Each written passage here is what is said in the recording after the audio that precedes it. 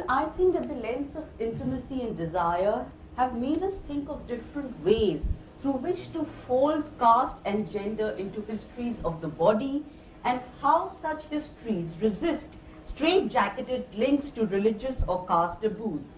The embodied nature of caste and the social practices of religious and caste violence leave their pervasive imprints on intimate spaces and bodies.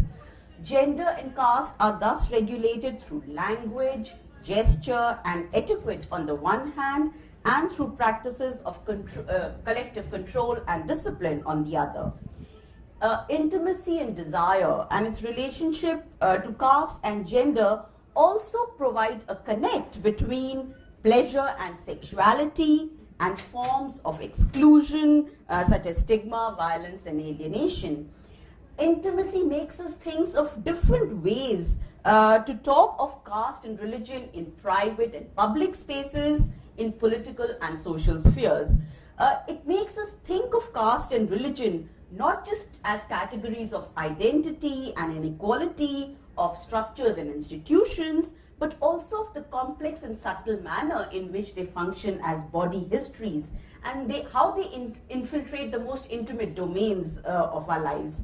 So I think, and that is why female desire particularly is constantly policed through arrangements of marriages, to controls over sexualities, and through that, relations and boundaries of caste and religion are controlled. I think that feminists have provided us with critical lenses to theorize about desire in new and exciting ways. Particularly expressions of love and desire across caste, religious, and heteronormative boundaries challenge entrenched patriarchal structures at their very roots. What is particularly unsettling about such transgressive desires is that they question all that we perceive as normal and natural. So we repeatedly come across, in our histories, is that when desire is within acceptable frameworks of monogamy, of family, when it is meant for procreation, it is acceptable. The moment we celebrate desire for its own sake, it becomes unnatural, it becomes unacceptable, it becomes abnormal.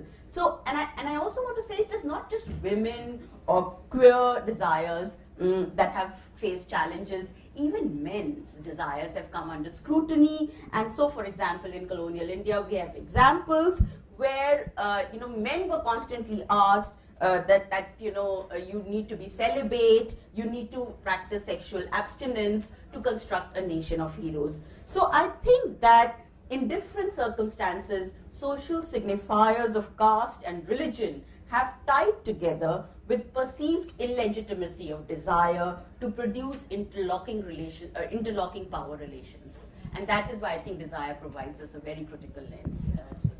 I came across so many examples of how, and my work was focusing on Hindu women particularly, how they may not have been syncretic in the conventional sense, but there was a long history of women, visiting Sufi peers, mourning during Muharram, participating in Tazia worship, dressing up in green clothes.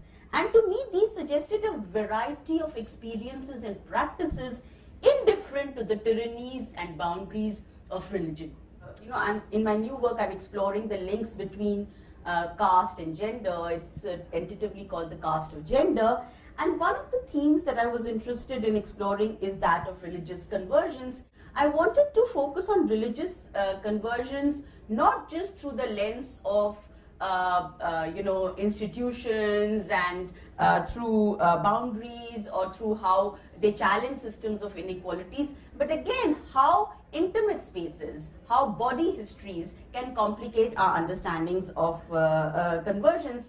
And I'm particularly interested in conversions of lower castes, of Dalit women particularly, and I think Dalit women, even while mimicking certain values, through their insertion of needs and desires, at times subverted those very norms they were supposed to ape. So I think that the lens of desire and the lens of mundane and everyday makes me rethink of conversions of Dalit women in new ways, where they implicitly questioned both caste and religious hierarchies, and also Dalit patriarchies.